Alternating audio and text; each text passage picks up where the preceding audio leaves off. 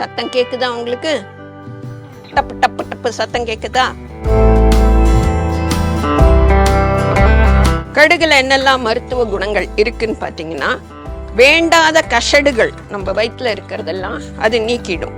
And இந்த pregnant ஆகி delivery ஆன குழந்தைகளுக்கு இது கொடுப்பா. ஆனா அதே சமயம் இது இந்த பேச்சுலர் பசங்க வேலைக்கு போறாங்களே அவங்களுக்கெல்லாம் ரொம்ப யூஸ்ஃபுல்லா இருக்கும். ஏதானும் ஒரு ரைஸ் மாத்திரம் வச்சுட்டு அதோட இந்த பொடியை சாப்பிடலாம். இல்லை தோசையை பார்த்து தோசை மேலே ஒரு டிஃப்ரெண்ட்டாக இந்த பொடியை தூவி சாப்பிடலாம். நல்ல சுடுற சாத்தில் நெய் போட்டு நெய்யோட இந்த கடுகு பொடி போட்டு பிசைஞ்சு சாப்பிட்டீங்கன்னா இந்த கடுகு எண்ணெய் கூட உடம்பு வலிக்கெல்லாம் ரொம்ப நல்லது. அப்புறம் இந்த மூஞ்சியில பிளாக் கலர் மார்க்கெல்லாம் வரும்ல சம்டைம்ஸ் மருனால, அந்த மரு போறது கூட நீங்க கடுகு எண்ணெயை பூசிக்கலாம். நம்ம சவுத்துல கடுகை ரொம்ப யூஸ் பண்ண மாட்டோம். கடுகு தாளிக்கிறதுக்கு யூஸ் பண்ணுவோம். நார்த்துல கடுகே தாளிக்க மாட்டாங்க, எல்லாத்துக்கும் ஜீரகம் தான் தாளிப்பாங்க. அப்புறம் இந்த ஒரு அப்பளத்தை இப்படி வச்சு இப்படி நொறுக்கி இப்படி சாப்பிட்டீங்கன்னு வச்சுக்கோங்க, ஆஹா.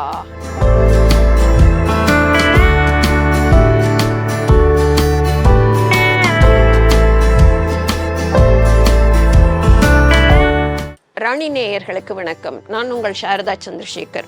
இன்னைக்கு நம்ம பார்க்க போற டிஷ்ஷு கடுகு பொடி. கடுகுல நிறைய மருத்துவ குணங்கள் இருக்கு. இந்த கடுகு பொடி ரேரா தான் பண்ணுவாங்க. நம்ம நார்த் இந்தியாலெல்லாம் எல்லாரும் கடுகு நிறைய சாப்பிடுவாங்க. அங்கே சொர்சோங் கா சாக்னு இந்த வின்டர் சீசன்ல சாப்பிடுவாங்க. நம்ம சவுத்துல எல்லாத்தையும் தாளிச்சு போட்டதான் நம்ம கடுகை யூஸ் பண்ணுவோம். இந்த கடுகு பொடியில அவ்வளோ ஒரு மருத்துவ குணங்கள் நிறைஞ்சது. இப்ப கடுகு பொடி எப்படி பண்ணலான்னு பார்க்கலாமா? கடுகு பொடி தேவையான பொருட்கள்: கடுகு 50 கிராம், உளுத்தம் பருப்பு 150 கிராம், மிளகாய் வற்றல், காய்ந்த மிளகாய் காரத்திற்கு ஏற்ப. இப்ப கடுகை வறுக்கணும். அந்த வறுக்கிறது ரொம்ப ரொம்ப ரொம்ப கேர்ஃபுல்லா வறுக்கணும். அடுப்பை சின்னதா வச்சுட்டு நம்ம வறுக்கணும். இது கடுகு நீங்க பாத்தீங்கன்னா ஒரு மாதிரி பிளாக்கிஷ் கலர்ல இருக்கும். நீங்க எப்படி வறுத்துடுத்துன்னா முதல்ல படப்பட படப்படன்னு சத்தம் கேட்கும் வறுக்கும் போது. அந்த மாதிரி சத்தம் கேட்டவுடனே எடுத்துடணும். ஏன்னா கடுகு ரொம்ப வறுத்தாலும் கசந்து போயிடும், கடுகு வறுபடாட்டியும் கசப்பா இருக்கும் பொடி. அதனால இதுக்கு நல்லா பார்த்து நிதானமா தீய வச்சு இந்த மாதிரி வறுக்கணும். வறுக்கும் போது உங்களுக்கு அந்த சத்தம் கேட்கும் பாருங்க. அண்ட் கடுகு கிரே கலரா மாறிடும். பிளாக்கா இருக்கிறது கிரே கலரா மாறிடும். ஓகேயா? இதோ இந்த மாதிரி தான். கடுகுல என்னெல்லாம் மருத்துவ குணங்கள் இருக்குன்னு பாத்தீங்கன்னா, வேண்டாத கஷடுகள் நம்ம வயிற்றுல இருக்கிறதெல்லாம் அது நீக்கிடும். அண்ட் இந்த பிரெக்னென்ட் ஆகி டெலிவரி ஆன குழந்தைகளுக்கு இது கொடுப்பா. ஆனா அதே சமயம் இதை மருந்தாதான் நம்ம யூஸ் பண்ணோம். ஏன்னா கடுகு ரொம்ப யூஸ் பண்ணா அது சூடு ஜாஸ்தி, உடம்புல கொப்பளங்கள் வர ஆரம்பிச்சிடும். அதனால வாரத்துக்கு ஒரு நாள் இந்த கடுகு பொடி சாப்பிடலாம். புதுசா பிசினஸ் ஆரம்பிக்கணும்னு நினைக்கிற குழந்தைகள்லாம் இந்த மாதிரி கடுகு பொடி, பருப்பு பொடி, கருவேப்பிலை பொடி, இந்த மாதிரி பொடிகள்லாம் பண்ணலாம். இது இந்த பேச்சுலர் பசங்க வேலைக்கு போறாங்களே அவங்களுக்கெல்லாம் ரொம்ப யூஸ்ஃபுல்லா இருக்கும். ஏதானும் ஒரு ரைஸ் மாத்திரம் வச்சுட்டு அதோட இந்த பொடியை சாப்பிடலாம். இல்லை தோசையை பார்த்து தோசை மேலே ஒரு டிஃப்ரெண்ட்டாக இந்த பொடியை தூவி சாப்பிடலாம். ஓகேயா? கவனிச்சிங்கன்னா நல்லா தெரியும் அதோட கலர் மாறிண்டு வருது. இது எவ்வளவுன்னா, நீ ஒரு போர்ஷன் கடுகு எடுத்துட்டா அதுக்கு 3 போர்ஷன் உளுத்தம்பருப்பு எடுத்துக்கணும். ஏன்னா கடுகுக்கு காரம் ஜாஸ்தி. அதனால கடுகு ஒரு போர்ஷன் தான் போடுவோம், 3 போர்ஷன் உளுத்தம்பருப்பு. காரம்ங்கிறது மிளகா வத்தல் அவங்க டேஸ்ட்டுக்கு ஏற்ற மாதிரி. எங்கள் வீட்டில் கொஞ்சம் காரம் ஜாஸ்தியாக சாப்பிடுவாங்க அப்படின்னா இதுக்கு ஒரு 5-6 மிளகா வத்தல் போட்டுக்கோங்க. இல்லை நாங்கள் காரம் ரொம்ப கம்மியாக தான் சாப்பிடுவோம், எங்களுக்கு காரம் வேண்டாம் அப்படின்னு நீங்கள் நினச்சிங்கன்னா 4 போட்டுக்கங்க போதும். அண்ட் இது ரொம்ப ரொம்ப நல்லது. ஆனால் இது வின்டரில் தான் சாப்பிடக்கூடிய ஒரு பொடி.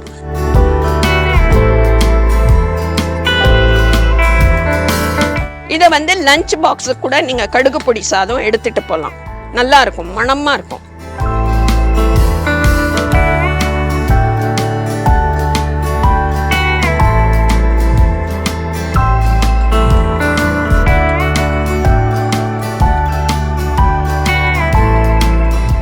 பாருங்க, இப்ப நல்ல கலர் மாறிண்டு வருது, தெரியுறதா உங்களுக்கு? நம்ம போடும்போது பிளாக் கலரா இருந்தது, இப்ப பாருங்க கிரே கலரா வந்திருக்கு.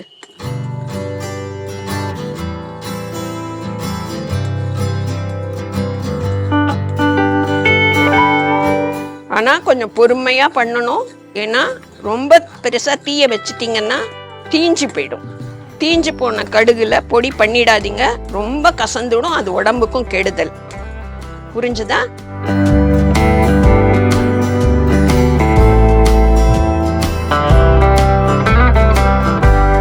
மணம் வருது நல்ல.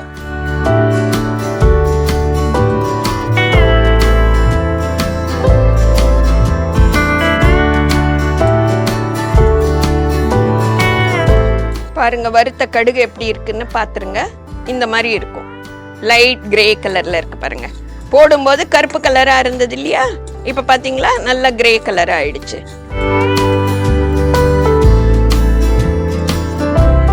சத்தம் கேக்குதா உங்களுக்கு? டப்பு டப்பு டப்பு சத்தம் கேக்குதா?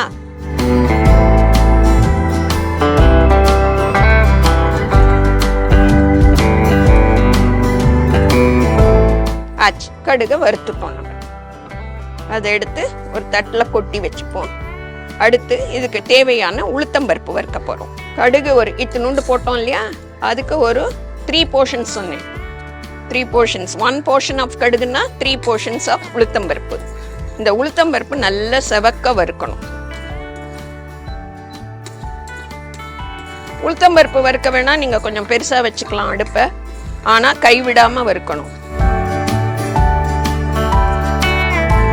இது எண்ணெயே இல்லாத நீங்க ப்ரிப்பேர் பண்றது. நல்ல சுடுற சாத்துல நெய் போட்டு, நெய்யோட இந்த கடுகு பொடி போட்டு பிசைஞ்சு சாப்பிட்டீங்கன்னா ஒரு அப்பளாமையும் வச்சுட்டு பிரமாதமா இருக்கும்.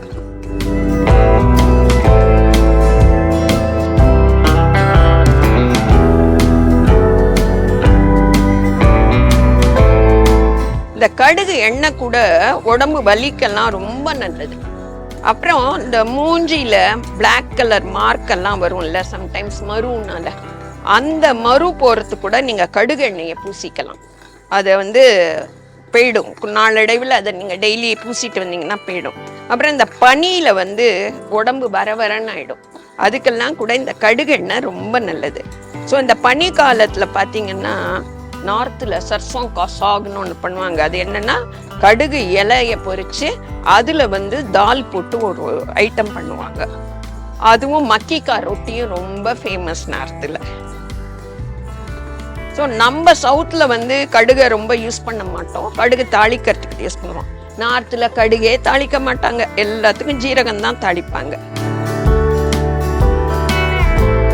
ஸோ அதனால அவங்க வின்டர் சீசன் அங்கே எப்போதுமே சூடு, இந்த வின்டர்ல மாத்திரம்தான் அவங்க கடுகை யூஸ் பண்ணுவாங்க.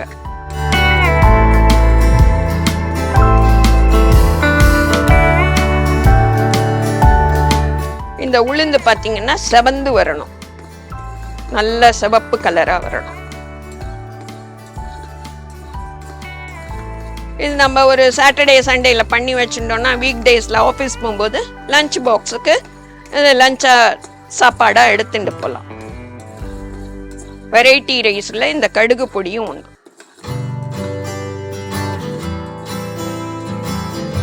இதோட மோர் குழம்பு ரொம்ப நல்லா போகும். டாங்கர்மா பச்சடி இதோட ரொம்ப நல்லா போகும். அதெல்லாம் நல்லா இருக்கும் இதோட சாப்பிட்றதுக்கு.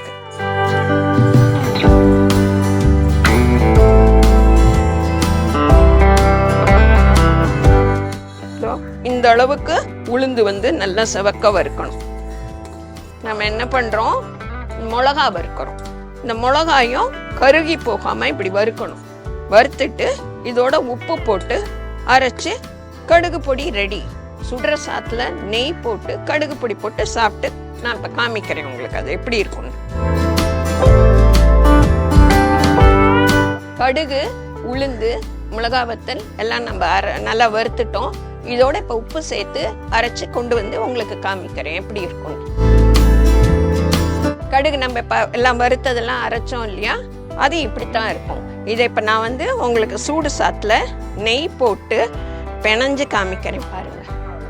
சுடுற சாத்துல நெய்யை ஊத்திட்டு, நல்லா ஒரு முட்டை நெய்யை ஊத்திட்டு இந்த கடுகு பொடியை போட்டு வேணுமா அக்கார்டிங் டு யுவர் டேஸ்ட். இப்படி நல்லா கலந்துட்டு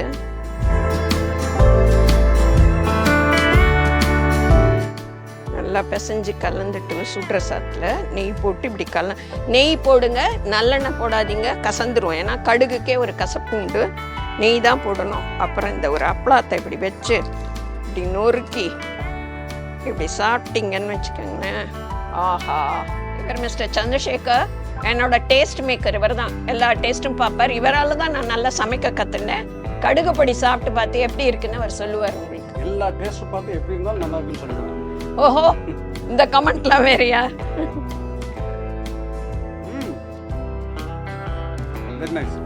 இன்னைக்கு நம்ம கடுகு பொடி எப்படி பண்றதுன்னு பார்த்தோம். அடுத்த எபிசோட்ல இன்னும் வேற ஒரு டிஷ்ஷோட உங்களை சந்திக்கிறேன். அது வரைக்கும் வணக்கம் கூறி விடைபெறுவது சாரதா சந்திரசேகர்.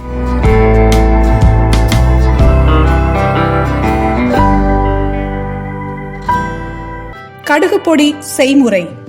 அடுப்பை பற்ற வைத்து அதில் ஒரு கடாயை வைக்கவும்.